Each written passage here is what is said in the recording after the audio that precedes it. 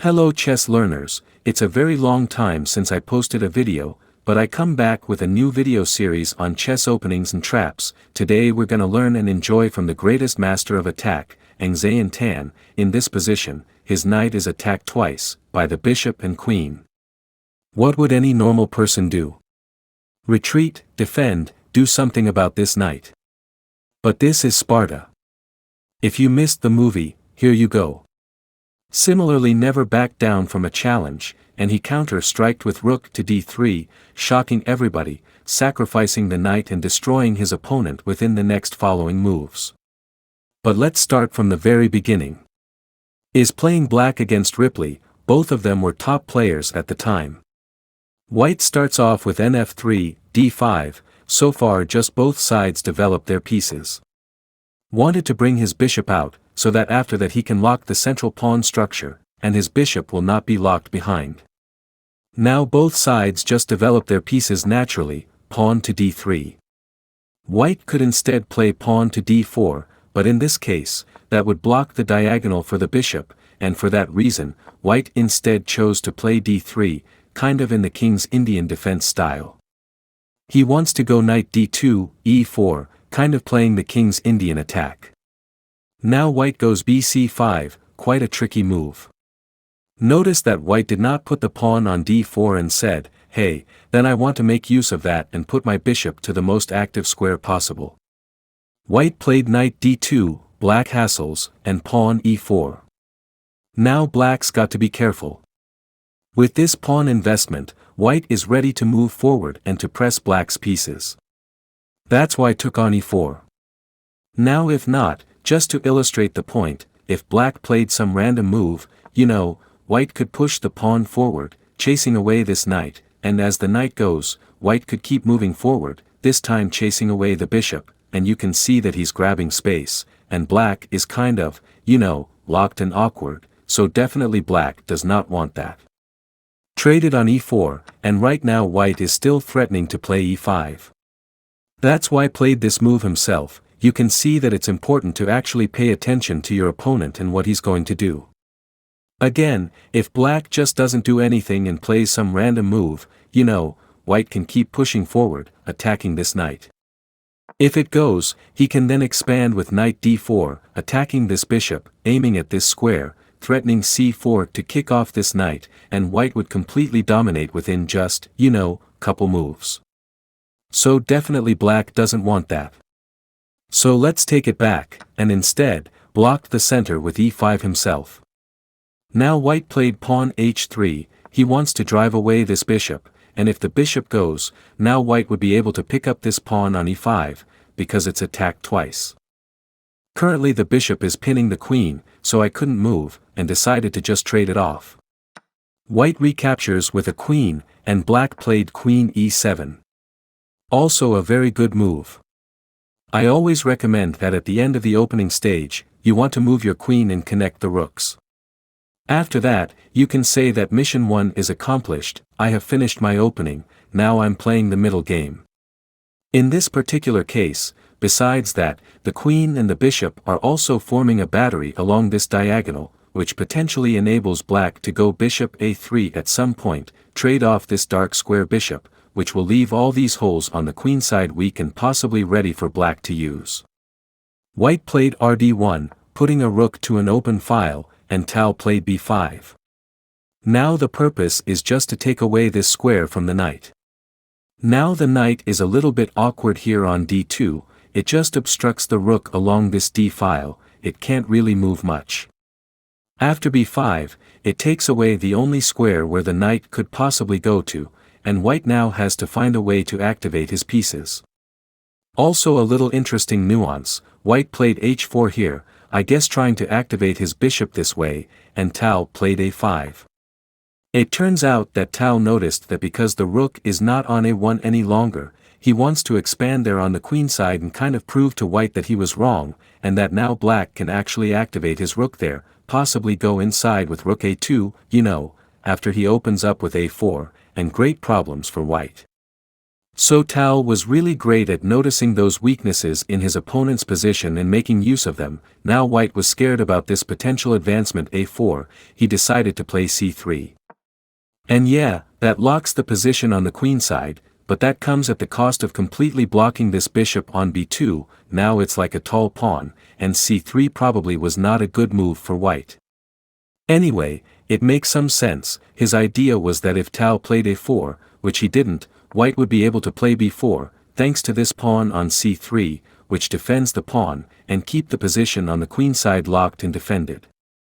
Tal didn't play a4, instead he just played nb6, simply moving forward with his pieces and keeping different threats in place. White played 1 rupee, this time he wants to relocate the knight to a better square via f1, and hopefully e3, and in the ideal world, f5. But of course, that takes a lot of time, and black can't do something about that. First Tal plays queen e6, that also kind of looks towards the queen side, because black was says, hey, you know what, I'm ready to challenge your queen side. Here white played queen f5, again he does not really want to play knight f1 right here, because black is ready to play a4, and now all these pawns are kind of weak, black is targeting them, white feels uncomfortable, and so Tal kind of made use of the fact that white wants to move away the knight, and he prepared in advance. Now white played queen f5 instead, he says, hey, let's trade off queens, and I'll be totally safe. And it's a very remarkable position, because right now, the position looks equal, completely safe for white, and it is hard to believe that white will be completely destroyed within basically 2 to 3 moves. And that just goes to show you how Tal could create those attacks seemingly out of nowhere.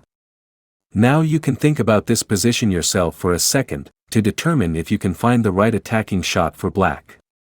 And the right strategy for the middle game, generally speaking, is to focus your attention on opponent's half of the board, and to ask yourself, how do I go forward and attack something? So one of those moves could be a4, which we talked about previously. But there is also another move, knight g4, quite a spectacular attack. Now our queen x-rays the knight, and therefore defends it. Now from g4, the knight, together with the bishop, team up against this pawn on f2, therefore white has to defend it somehow. It's interesting that in this case, trading queens would actually backfire for white, because if white decided to trade off queens, then black could first take on f2 intermediately. But instead, even if you just recapture, that also adds the rook to the power of your attack, and now white is completely defenseless. So it's kind of fooling white. He wanted to trade queens, and Tal shows him, hey, you want to trade queens? Go ahead. That's going to be completely bad for you. In the game, white played a more solid move, re2, simply defending this pawn on f2. And Tal noticed the other weakness of white here, and played rook d8. Now since the rook is standing on e2, not e1, it means that the other rook on d1 was left undefended, and by going rd8 at this point, Tal pins the knight and puts more pressure on white. Again, noticing those weaknesses in your opponent's position and finding ways to make use of them, now white was clearly annoyed by the fact that this knight from g4 is putting pressure here and white has to defend somehow, plus now we've got this annoying pin. He played bishop f3, and probably, he was really sure that black is going to do something about this knight. Now of course, black could theoretically take on f2, but generally speaking, in most cases, trading 2 minor pieces for the rook and a pawn is not good for you. Just 2 minor pieces are more mobile. I'm talking about this variation. If you just trade off everything, usually these kind of exchanges favor white, the side with minor pieces. They're more mobile, they can go forward, create different threats, while for a rook, it's harder. For a rook and a pawn, it's harder to make use of them actively. So what can black do? Let's take it back. In the game, Tal found a really interesting and creative way, rook d3, it seems like he's just blundering the knight, you know, but what's the catch here? It turns out that white cannot really take the knight, as if he does, the rook captures this pawn on g3, and funnily enough, black uses the other pin, completely unexpected pin in the position, the fact that this pawn is pinned down to the king, and therefore the pawn cannot capture the rook, which means that it is checked to the king. It has to be checked to the king. So rd3 captures the bishop, the rook is still x-rayed by the queen, thus defended, white cannot capture it, and along the way, white won a pawn, completely destroyed white's king, threatens to capture here, and white is just destroyed, he's a pawn down and destroyed. That's why white cannot go for this line. That said, Ripley played a more solid move, he's a strong player, he played king g2, just defending everything, solidifying his position, and saying, hey, I'm good. Black is still facing the threat of his knight, and he's going to do something about that. But Tal, once again, didn't back down, and just decided, hey, you know what, I'm going to trade here on f2. As we discussed before, usually those kind of exchanges favor white, you know, when he's got two minor pieces for a rook and a pawn. But it was one of the pet projects of Tal to prove this conventional wisdom to be wrong, because he was a very creative attacker, and he knew that if he can find a way to make use of the exposed king, he can make up for this, you know, little material deficit, so to say, and he can still turn the situation into his favor. By the way, in the game, white actually just recaptured on f2, but there was also one important variation for black to consider. If instead of taking on f2, white says, you know what, since my king is going to be exposed, let me trade queens first, and then take the bishop. Would that be a great option for white? It turns out that not really, because if white first trades off queens and then takes on f2, like, strictly speaking, this endgame could easily be winning for white, but right now white's got a winning shot, rook takes f3, making use of the pin, and if white recaptures, now, the rook is hanging on d1, black grabs it, and he's up material, and now black wins, which means that white didn't have any time to trade off queens, and he has to just take on f2. Now the king is exposed, and black wants to make use of that, so the queen goes to d6. Black wants to keep queens on the board, because he wants to attack, plus, we're stacking heavy pieces along the d-file to put more pressure against the knight, which can't go away because of the rook on d1, which is also hanging.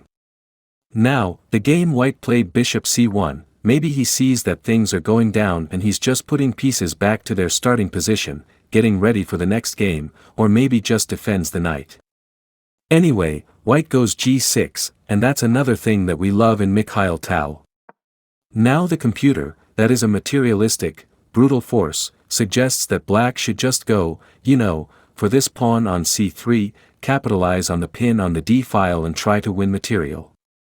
And it could be that, objectively, it was the best move to play, but Tal just wanted to attack the king, and instead he played g6, attacking this queen. The queen played queen g5, now f6, an intermediate move, pushing the queen further to the edge of the board, and after queen h6, finally f5. Tal does not care about this weak pawn, he doesn't want to win it, he instead wants to open the position and go after white's king. And of course, in positions like that, when everything is pinned, everything is under the attack, it's really difficult for white to find the right move. Now Stockfish says that the correct move was the brave king e2, centralizing the king, right in the middle of the middle game, right?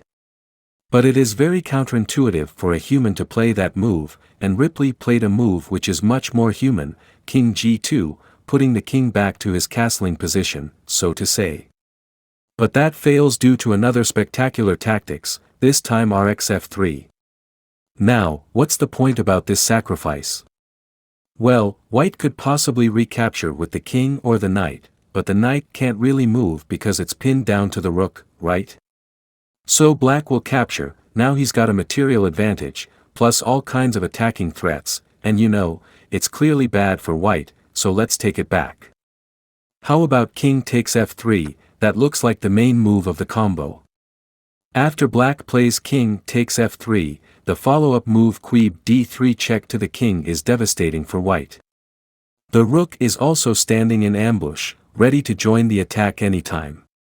For example, if white plays queen e3, trying to bring all the pieces back to defense and solidify, that fails to f takes e4, which is a check but also a discovered check, pushing the king away and leaving the queen undefended, which black can then capture and win the game. If white moves the king somewhere, either to f2 or g2, it doesn't help much.